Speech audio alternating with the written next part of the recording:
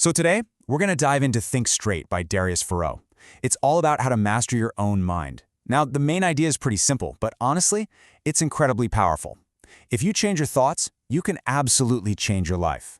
The real question, though, is how. How do you actually do that? Well, let's get into it.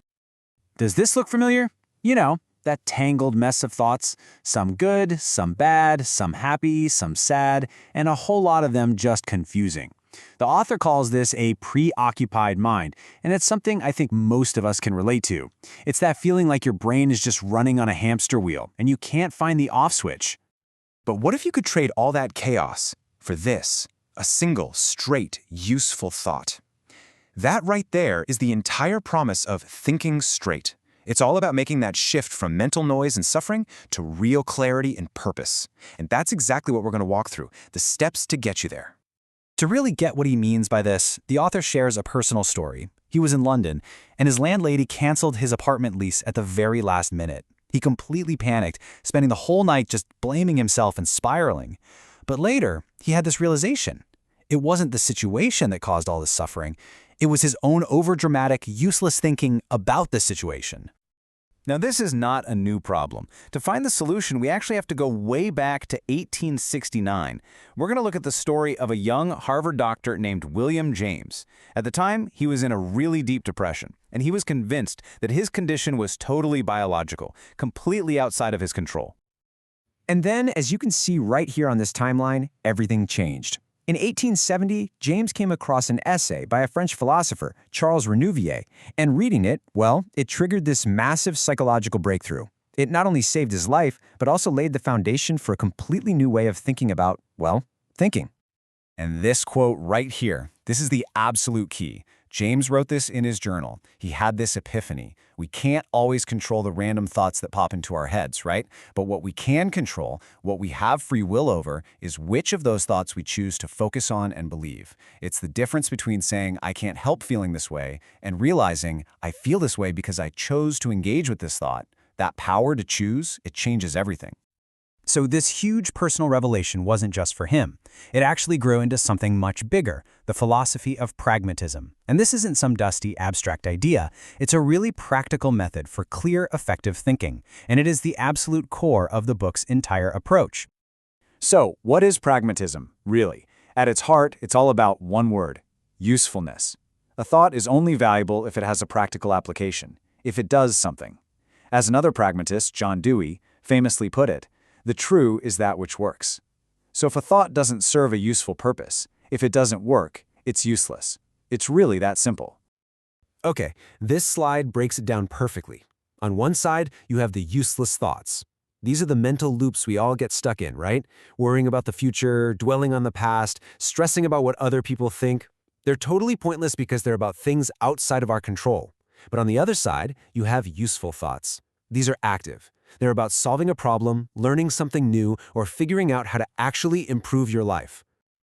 All right, so we've got the philosophy down. We get the why. But what about the how?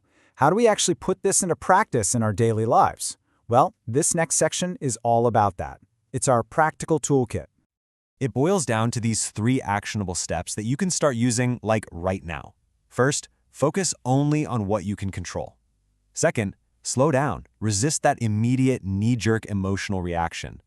And third, become a gatekeeper for your mind. Actively filter your thoughts by asking that one simple question: is this useful? Let's really dig into that first step because it is a game changer. Just look at this breakdown. Inside your control are your actions, your words, your intentions. Everything else, the past, the future, what other people think, the economy, the weather, all of it is outside your control.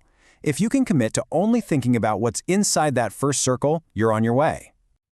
And get this, the author claims that once you truly commit to focusing only on what you can control, you will automatically eliminate about 99% of your useless thoughts. 99%. Just imagine clearing out that much mental clutter. And this quote nails that second step, taking your time. We have this idea that smart people are fast thinkers. But real clarity, real wisdom actually comes from thinking slowly and deliberately. As the writer Derek Sivers says here, our first reaction is often just an old, outdated program running in our brains.